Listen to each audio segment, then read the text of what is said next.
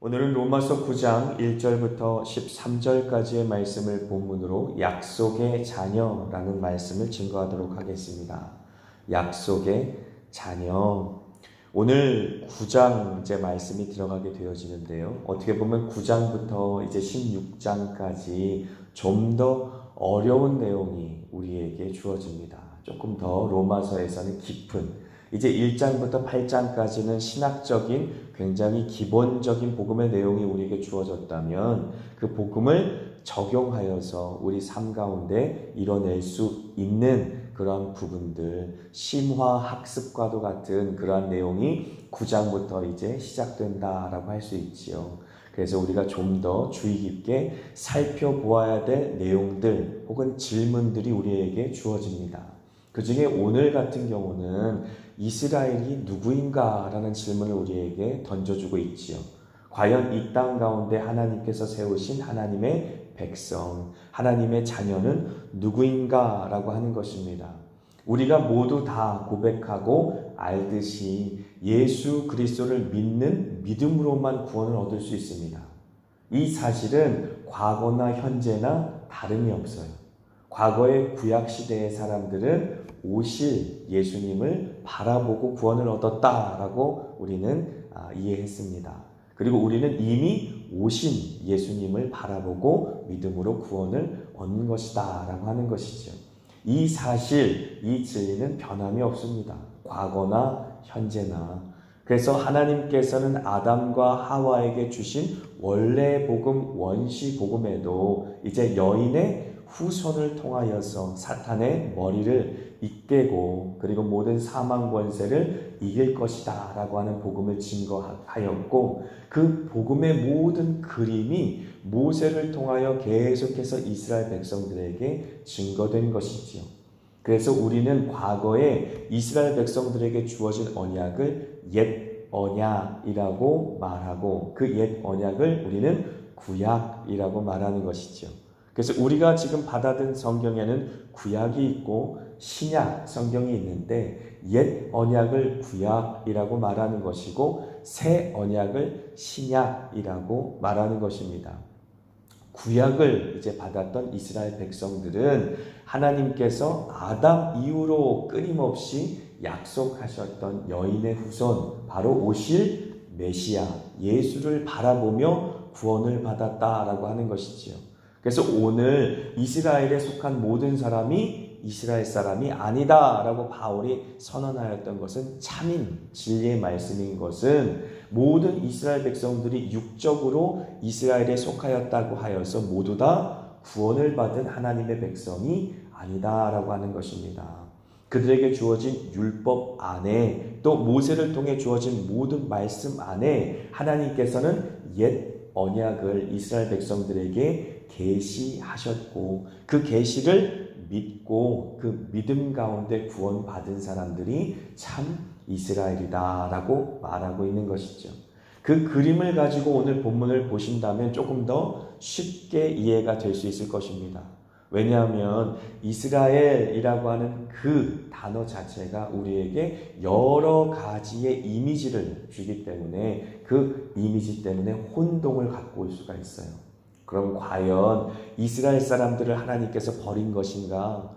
그럼 온 이스라엘이 구원을 받겠다라고 말한 성경의 말씀 속에 그 온 이스라엘은 누구인가? 라는 의문을 갖게 되는 것이죠.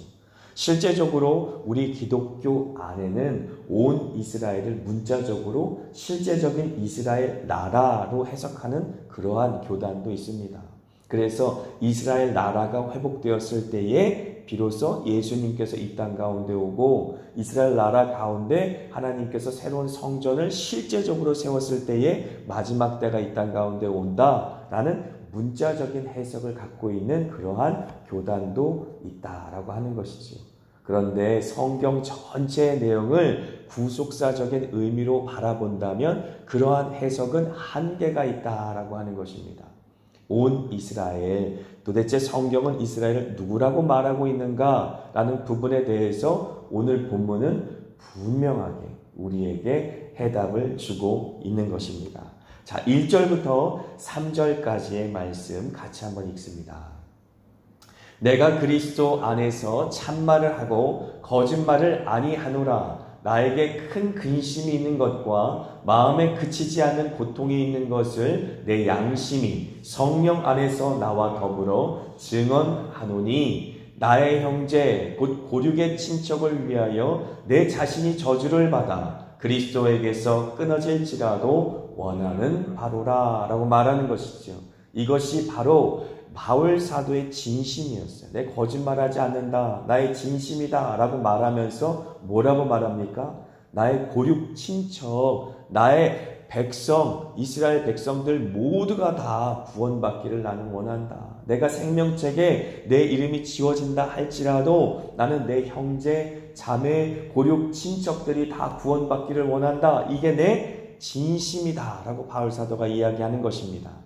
마치 모세가 이스라엘 백성들을 위해 중보하는 것처럼 지금 바울은 자신의 생명을 걸고 이스라엘 백성들의 구원을 위해서 기도하였고 또 사역하였다라는 사실을 우리는 이 본문을 통해 알 수 있죠.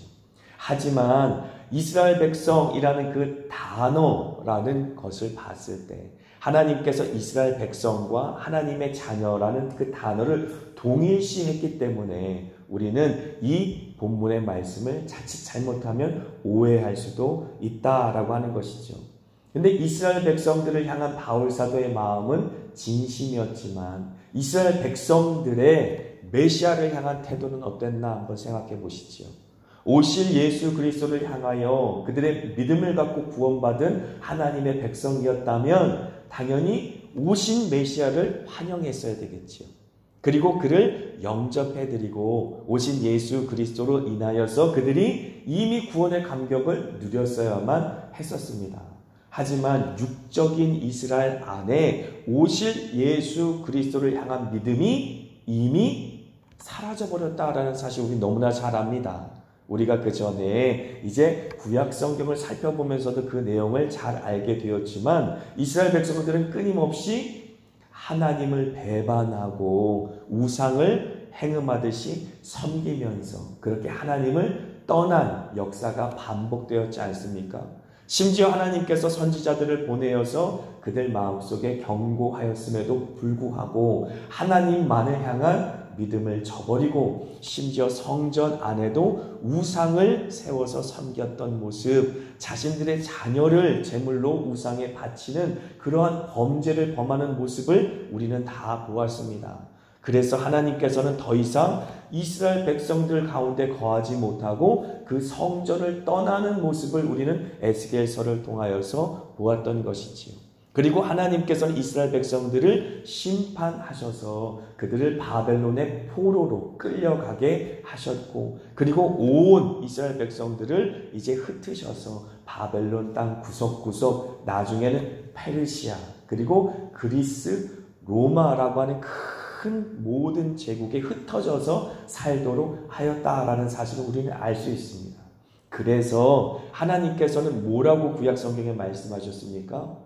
하나님의 그 순수한 복음을 믿고 따르는 하나님의 백성들을 남은 자라고 표현하셨어요. 남은 자, 영어로 remnant라고 말하는 밤나무와 상수리나무가 배임을 당하여도 오직 남은 자를 통하여서 하나님께서 하나님의 나라를 일구어 가겠다라고 말씀하셨는데 그 남은 자들을 통하여서 하나님께서는 하나님의 믿음, 하나님을 향한 예배, 하나님이 백성들에게 주신 언약을 신실하게 지키게 하셨다. 그래서 우리가 주일 때 다니엘과 또 에스더, 세 친구에 대해서 우리가 스가랴나 이러한 느헤미야 같은 남은 자들의 신앙에 대해서 지금 돌아보고 있는데 하나님께서는 그렇게 남은 자들의 순수한 믿음을 통하여서 믿음의 명맥이 끊어지지 않게 하였다라고 하는 것이지요. 그렇다면 누가 이스라엘인가 라고 하는 것이죠. 이스라엘이라고 하는 것이 하나님의 자녀이며 하나님의 백성이며 하나님을 예배하는 자이며 하나님의 언약을 받은 자이며 하나님의 영광이 함께하고 그의 이름을 둔 그런 거룩한 하나님의 제사장의 나라라고 말한다면 이제 그의 명맥은 육적인 이스라엘을 통해서 이어지는 것이 아니라 남은 자들을 통해서 면면이 이어졌다라는 사실을 우리는 알 수가 있는 것입니다. 그래서 누가 이스라엘인가? 라는 질문 4절과 5절을 통해 더욱 깊이 한번 우리가 살펴봅니다. 4절 5절 같이 읽습니다. 그들은 이스라엘 사람이라 그들에게는 양자됨과 영광과 언약들과 율법을 세우신 것과 예배와 약속들이 있고 조상들도 그들의 것이요 육신으로 하면 그리스도가 그들에게 나셨으니 그는 만물 위에 계셔서 세세의 찬양을 받으실 하나님이시니라. 아멘. 얼마나 놀라운 축복을 이스라엘 사람들이 받았습니까? 이스라엘 사람들은 하나님의 양자됨, 바로 자녀되는 놀라운 권세를 누렸고, 영광이라는 단어는 제가 무엇이라고 설명을 드렸습니까? 하나님의 임재의 상징이다 라고 말씀드렸어요. 하나님을 실제로 본 사람들은 살 수가 없으니 하나님께서 구름기둥, 불기둥으로 그들과 함께 하셨고 시내산과 호렙산에 하나님의 구름과 불로 임하셨고 뿐만 아니라 그들의 성막 가운데 하나님께서 셰카이나의 영광으로 임하셨고 그리고 나중에 그들이 가나안 땅에 정착하여서 거기에 성전을 지었을 때에도 하나님께서 솔로몬이 봉헌하였을 때 큰 영광 가운데 하나님의 임재가 나타났던 것이 아닙니까? 그러므로 하나님께서는 이스라엘 백성들을 통하여서 이방 사람들이 하나님께서 이 땅 가운데 임하시고 또 살아계시며 하나님의 자녀들과 함께한다라는 사실을 증거하였다라는 것을 우리는 알 수 있습니다. 뿐만 아니라 하나님께서는 모세를 통해 이스라엘 백성들에게 언약의 말씀을 주셨고 그 언약의 말씀을 받고 믿을 뿐만 아니라 그 말씀 그대로 하나님을 향하여 예배할 수 있는 제사장 나라로 삼으셨고 그리고 모든 믿음의 백성들이 믿음의 조상들이 이스라엘을 통하여 태어났고 또 사역하였다라는 사실을 우리는 구약 성경의 말씀을 통해 알 수가 있는 것이지요. 뿐만 아니라 약속하신 그 말씀 그대로 그리스도께서 이스라엘의 혈통을 따라 태어나셨어요. 얼마나 놀라운 축복을 이스라엘 백성들이 받은 것입니까? 하지만 우리는 한 가지 꼭 깨달아야 되는 것이 있죠. 오직 누구를 통해 우리가 구원을 얻는다? 예수 그리스도를 통해. 예수 그리스도를 통해 구원을 얻는다라는 사실을 우리는 잊지 말아야 하는 것이지요.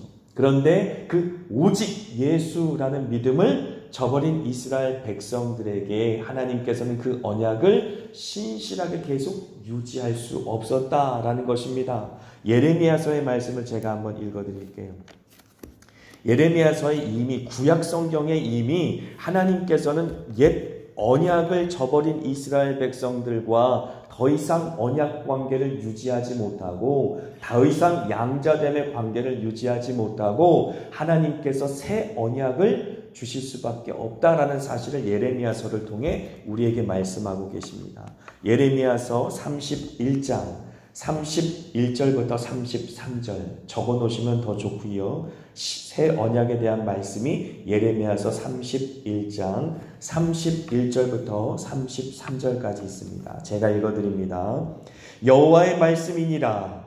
보라, 날이 이르르니 내가 이스라엘 집과 유다 집에 새 언약을 맺으리라. 이 언약은 내가 그들의 조상들의 손을 잡고 애굽 땅에서 인도하여 내던 날에 맺은 것과 같지 아니할 것은 내가 그들의 남편이 되었어도 그들이 내 언약을 깨뜨렸음이라. 여호와의 말씀이니라.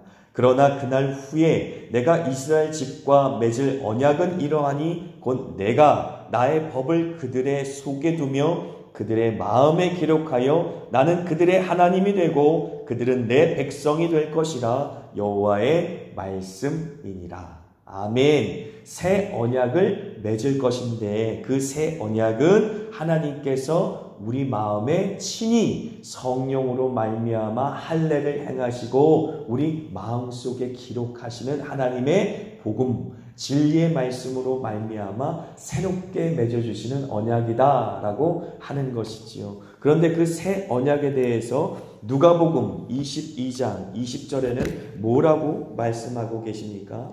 새 언약, 예수님께서 이제 성만찬, 마지막 최후의 만찬을 하시면서 새 언약에 대해서 누가복음 22장 20절에 이렇게 말씀하시는 것입니다.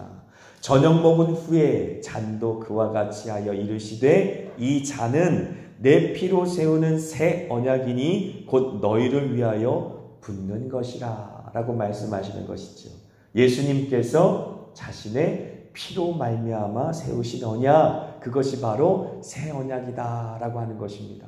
우리를 위해 십자가에서 그 몸을 찢으셔서 그 몸을 먹게 하시고 우리를 위해 그 피를 흘리셔서 그 피를 마시게 하셔서 우리 속으로 들어오시는 하나님, 우리 안으로 임재하시는 하나님, 더 이상 예루살렘 성에 거하시는 하나님의 영광이 아니라 우리의 몸을 성전 삼아 우리 안으로 들어오셔서 거하시는 하나님의 영광. 그래서 우리가 성령이 거하시는 거룩한 성전이 되어서 이제 새 언약의 축복을 누리는 것이지. 그래서 이 새 언약의 약속은 이미 구약시대부터, 구약 성경에서부터 우리에게 약속된 것이다 라는 사실을 우리는 알 수가 있습니다. 그러면서 이미 하나님께서는 구약시대부터 믿음으로 말미암아 구원을 얻는다라는 사실을 아브라함을 통해서 바울은 증거한 적이 있어요. 칭의의 축복은 아브라함부터 시작된 것이다. 신약시대에만 있는 것이 아니다 라고 설명하지 않았습니까? 그래서 아브라함이 믿음의 조상이다 라고 우리가 믿는 것처럼 아브라함은 칭의로 말미암은 복의 조상이기도 하다라고 제가 설명을 드렸어요. 그렇다면 이 모든 영적인 이스라엘, 우리가 새 언약으로 말미암아 영적인 이스라엘을 하나님께서 이루어 주신다라고 한 그 모든 내용은 새롭게 시작된 것이냐라고 지금 바울 사도가 이스라엘 사람들에게 묻는 것입니다. 그런데 그렇지 않다라고 하는 것이죠. 이 믿음의 원리는 구약시대를 살았던 성도들이나 신약시대를 살았던 성도들이나 똑같이 믿음의 원리는 적용된다라고 지금 설명해 주고 있는 것입니다. 8절 말씀 같이 한번 읽습니다. 시작. 곧 육신의 자녀가 하나님의 자녀가 아니요 오직 약속의 자녀가 씨로 여기심을 받느니라 라고 하는 것이죠. 육신의 자녀가 하나님의 자녀가 아니다. 이스라엘이 다 이스라엘이 아니다. 육신적인 이스라엘이 모두 다 하나님의 자녀가 아니다 라고 지금 선언하고 있는 것입니다. 왜 그렇습니까? 이삭을 지금 예를 들고 있어요. 아브라함을 통해서 하나님께서 모든 자녀들이 이스라엘로 하나님의 약속된 자녀로 받았다면 하갈을 통해 난 이스마엘도 아브라함의 자녀였기 때문에 당연히 약속의 씨로 받아들여야 되는 것이 아니냐라고 말하는 것이지요. 그런데 그렇지가 않았지 않습니까? 하나님께서는 사라를 통해 약속했기 때문에 사라가 특별해서가 아니라 하나님께서는 사라를 통해 태어난 자가 약속의 씨가 될 것이라고 약속했기 때문에 그 약속의 자녀인 사라의 아들 이삭이 바로 약속의 자녀다라고 말씀하신 것처럼 모든 이스라엘 백성들이 육적으로 태어났기 때문에 이스라엘의 혈통 DNA를 갖고 있기 때문에 약속의 자녀가 아니라 오직 하나님의 약속으로 말미암아 선택받은 사람들만 이스라엘 사람들이다 라고 말하는 것이죠. 두 번째는 이제 11절 말씀 같이 한번 읽습니다. 그 자식들이 아직 나지도 아니하고 무슨 선이나 악을 행하지도 아니한 때에 택하심을 따라 되는 하나님의 뜻이 행위로 말미암지 않고 오직 부르시는 이로 말미암아 서게 하려 하사라고 말하는 것이죠. 여기에 택하심에 동그라미를 치시거나 혹은 밑줄을 치시면 너무 좋을 것 같아요. 약속에 따라 그리고 택하심을 따라 하나님의 전적인 선택, 하나님의 주권 가운데 구원의 역사가 이루어진다라고 하는 것입니다. 이 이야기는 11절은 또 구약 성경에 어떤 이야기하고 이어져 있냐면 야곱의 이야기하고 이어져 있어요. 8절은 아브라함의 이삭에 대한 이야기와 이어져 있다면 11절의 이야기는 야곱의 이야기와 이어져 있다라고 하는 것이죠. 야곱은 태어날 때 누구와 함께 태어났습니까? 에서와 함께 태어났어요. 그런데 하나님께서는 큰 자가 작은 자를 섬기리라 라고 태어나기 전부터 하나님께서는 택하셨어요. 이 이야기를 가지고 하나님이 지금 설명하고 계시는 것입니다. 바울이 설명하고 있는 것이에요. 오직 하나님께서 그의 자녀로 삼으신 이스라엘은 하나님의 약속으로 말미암아 또 택하심으로 말미암아 된 것이다. 만약에 리브가의 모든 자녀들이 약속의 자녀, 택하신 자녀라고 했다면 우리 야곱과 더불어 에서 역시도 택하신 이스라엘이 됐어야 되는데 에서는 그렇지가 않지 않습니까? 에돔이라고 하는 나라, 그리고 모압이라고 하는 나라, 이 모든 이방 나라들이 이스마엘을 통해 또 에서를 통해 이방 나라가 되어버렸지 않습니까? 그런 것처럼 하나님께서는 오직 이삭이라는 약속의 자녀를 통해, 야곱이라고 하는 택하신 자녀를 통해 이스라엘을 이뤄 가셨던 것이 우리의 역사 속에 있지 않은가? 그러므로 이스라엘이라는 것을 가지고 교만하지 마라. 선민의식을 갖지 마라. 나는 아브라함의 후손이기 때문에 구원을 받을 것이라고 생각하지 마라. 오직 믿음으로 말미암아 구원을 얻는 것이다. 오직 오실 예수 그리스도를 통하여 우리가 구원을 얻는 것이다 라고 지금 간곡하게 다시 한번 복음을 외치고 있는 것입니다. 그래서 유월절 어린 양을 잡아서 그 피를 문설주에 발랐을 때의 죽음의 사신이 그 집을 넘어가서 모든 사망 권세가 넘어가서 이스라엘 백성들이 구원을 얻고 출애굽했던 역사가 있는 것처럼 그 어린 양이 바로 예수 그리스도시다. 세례 요한이 선포했던 것처럼 보라 하나님의 어린 양이로다 라고 선언하였던 그 어린 양이 예수다. 그리고 성만찬 때에 자신의 몸을 그 단을 위에 올려놓고 이것이 너희를 위해 찢겨진 내 몸이다. 이것이 너희를 위해 흘리는 내 피다 말씀하신 그 예수가 너희를 위해 오신 유월절 어린 양이다 라고 다시 한번 선언하는 것입니다. 그러므로 우리 로마서 11장 25절과 26절을 어떻게 이해하게 되겠습니까? 같이 한번 읽겠습니다. 형제들아 너희가 스스로 지혜 있다 하면서 이 신비를 너희가 모르기를 내가 원하지 아니하노니 이 신비는 이방인의 충만한 수가 들어오기까지 이스라엘의 더러는 우둔하게 된 것이라. 그리하여 온 이스라엘이 구원을 받으리라.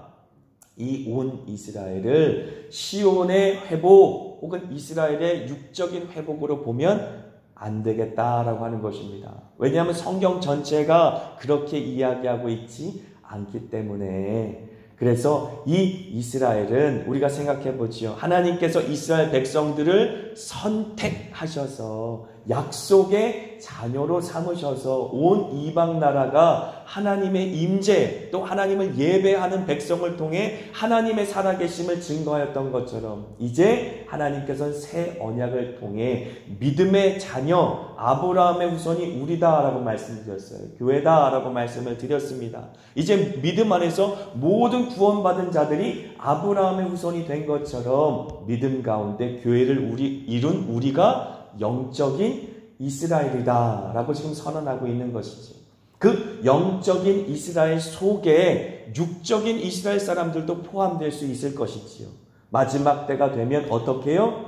이방인들의 많은 숫자가 구원의 사람들의 숫자 가운데 찼을 때에 14만 4천 명으로 칭함받는 그 구원의 숫자 가운데 찼을 그때에 그 모든 모습을 바라보고 이스라엘 사람들이 오히려 그 마음속에 시기가 나서 구원에 동참하게 되는 오히려 역으로 바뀌었죠.